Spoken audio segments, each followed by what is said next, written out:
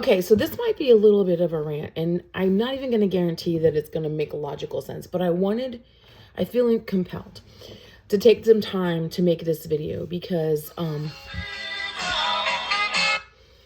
we're in an interesting moment in this moment. We've got a lot going on culturally with our in this moment making this video. The government is shut down, and the people that we've elected to represent us can't even have a conversation.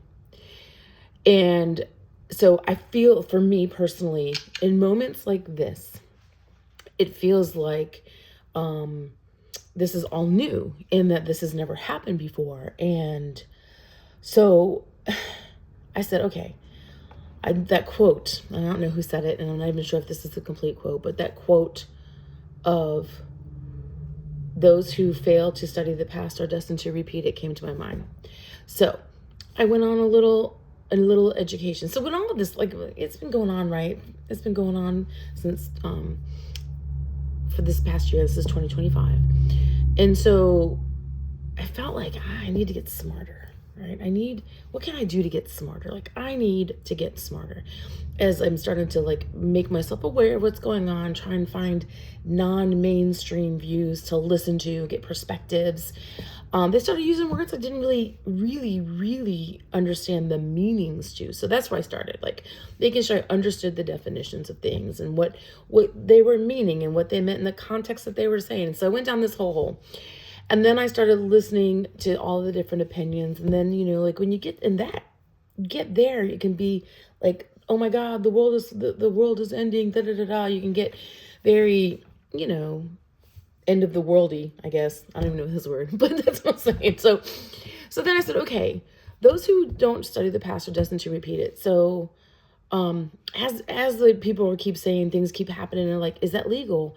It made me realize that I didn't even really understand what is legal and what isn't legal. And like, I didn't really understand how things were supposed to go. So I went on a personal education journey, and I started watching a lot of documentaries on, the Revolutionary War, and then like on the Civil War, and understanding about the men, and I haven't gotten to the ladies yet, but just the men that we have been historically told, the founding fathers, George Washington, Thomas Jefferson, Abraham Lincoln, the Roosevelts, right? Theodore and Teddy, and both Roosevelts, I'm not quite sure. Franklin D. and Teddy Roosevelt. So like, they've been like held up as beacons. So then it got me thinking, as I started watching these documentaries about the forefathers and the people that have come before us, I started looking at like what made them great leaders, and like what, like, Ronald Reagan is part of that, like what he created in his presidency. And so I started to look at like, what is leadership, and where are our leaders? Where are our leaders? Our current leadership can't even talk to each other. They can't even have a conversation. They're at an impasse. So then I got to thinking, what can I do? Right? Because nothing lasts forever. We're not powerless, and we all have gifts and skills and choices to make. And that was the interesting thing about the founding fathers, is when the Civil War happened, most of the men that we now know about, Grant and now, of course, because I'm recording this video, I can't remember, Grant and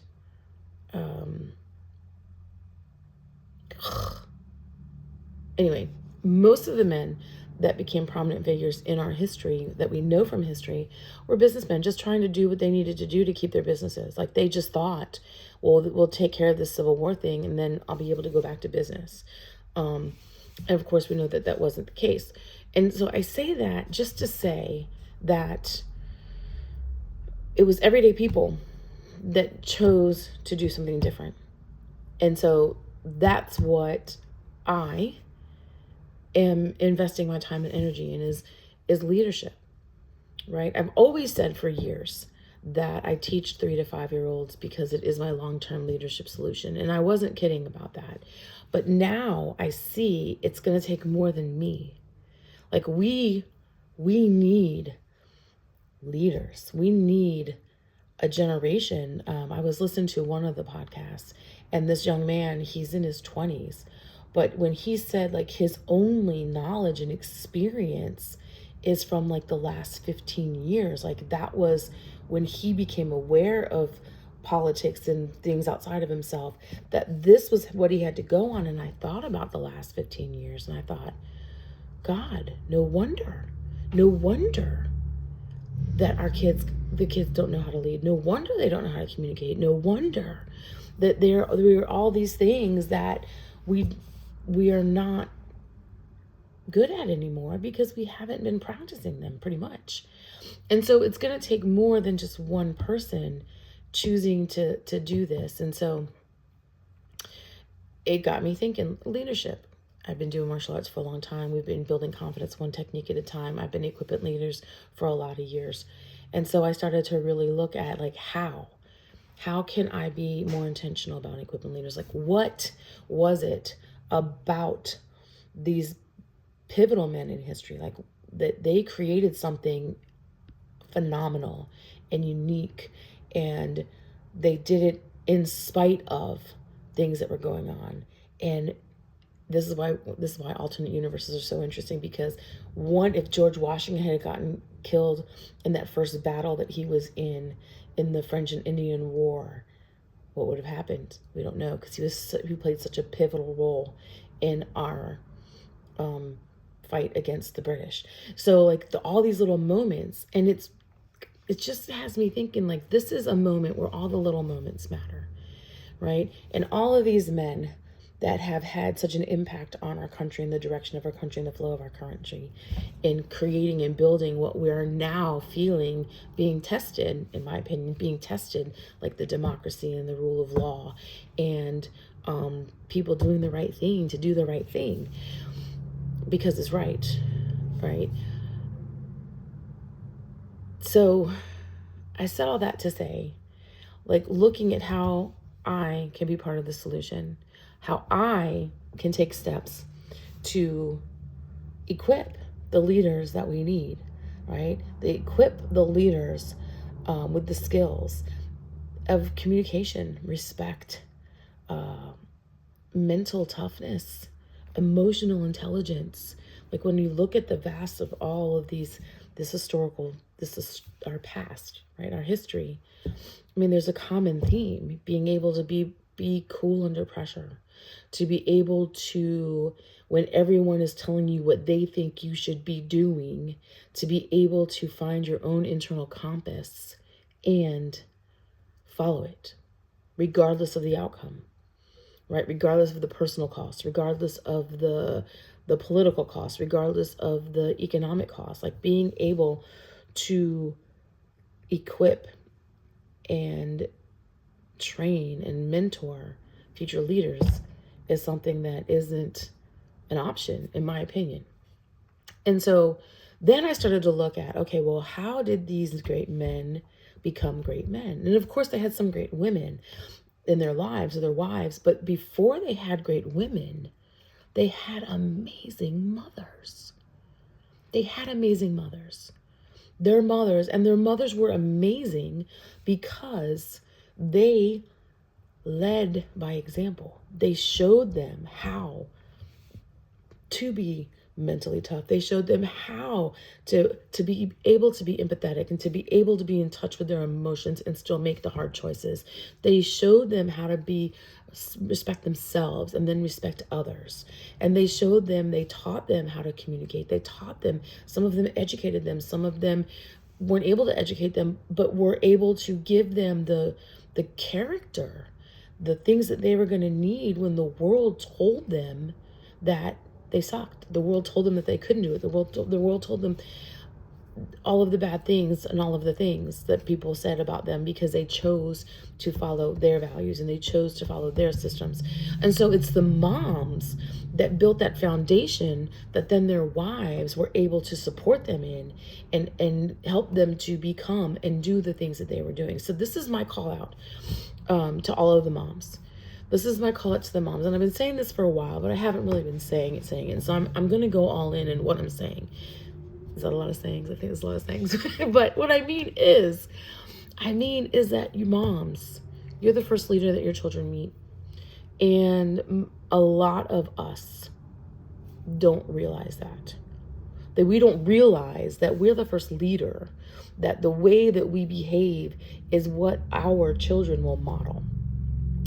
And the way that we interact is the way that our children will model. And we're not in a place where we can say, don't do as I do as I say, because kids are always it's not going to be congruent in their mind. So if you say one thing and do another, their unconscious mind is not going to let it make sense. And they have access to so much information at their fingertips. And so the question becomes, if you're not being the leader for your kids, who is? Because someone is shaping their thoughts. Someone is shaping their behaviors. Someone is filling that void, creating that space that you are not taking up in your house, in your life, in your relationships. Now, look, my boys are grown, and I'm a Mimi now. I've got grandsons, and I know that doing that with your children is not easy. And what I'm saying is not easy, and I know this, right? I've been there, done it, have the t-shirts. I know that it is not easy, but I can tell you that on the other side of it, now that my sons are grown, I can be proud of the grown men that they are. And I know that in the moment they hated every minute of it. Of course they got angry at me. They said all the things, they did the things, but in that moment I had made the choice that it didn't matter. It didn't matter because I had a bigger mission. My mission was to raise men that were productive in society. Like, that was my mission, to raise productive human beings. And so now, though, we need to go a step further, because it's not enough for them to be productive human beings, because now everything that we thought that we knew about our society and what's going on is all different. Like, things are coming to a place where we need leaders. We need the George Washingtons. We need the Thomas Jeffersons. We need the Benjamin Franklins. We need the Alexander Hamiltons. We need the people that stepped up and helped forge what we live in and the society that we get to be in. We need them now. We need them 10 years from now. We need them, and we got to start raising them now.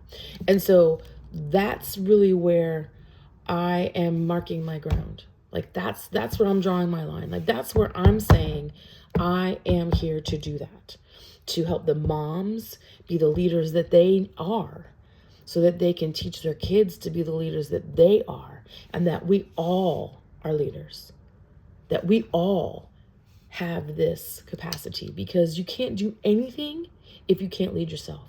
And even it's just leading yourself and making better choices, right? Leading yourself and making different choices, better choices, more productive choices, being able to have calm under pressure and being able to stand with presence and set your own boundaries. That's what we need. And then if you want to go from there, then you'll have the next level to go from there. So that's what I want. That's what I want to say and what I want to communicate, because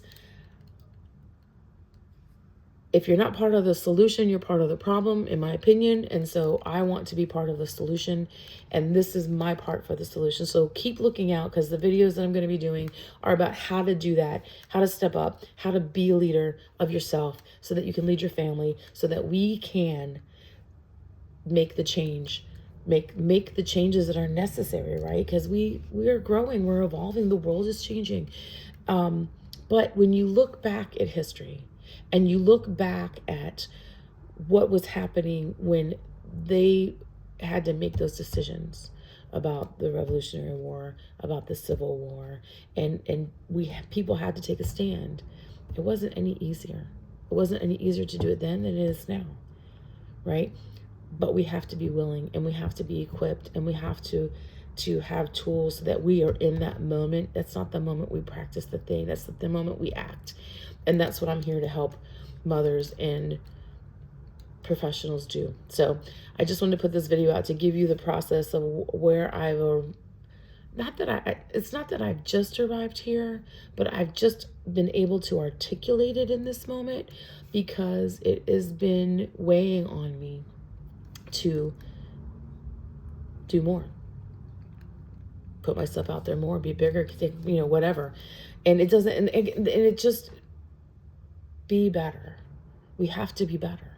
We have to take ownership and responsibility for where we are. And we have to make changes. If we don't do anything different, we're going to get exactly what we're getting. And we're better than that. Our country is amazing. Our country is amazing. There's so many amazing, talented, intelligent people that we don't get to meet. And I no longer am willing to accept that. So look for what I've got and consume it, and let's change the world. I think the other quote I like is 2 or 3 people, when they come together, can change the world. It always has. It doesn't take as many of us as we think. And if moms put it in their mind and get it done, it's going to get done.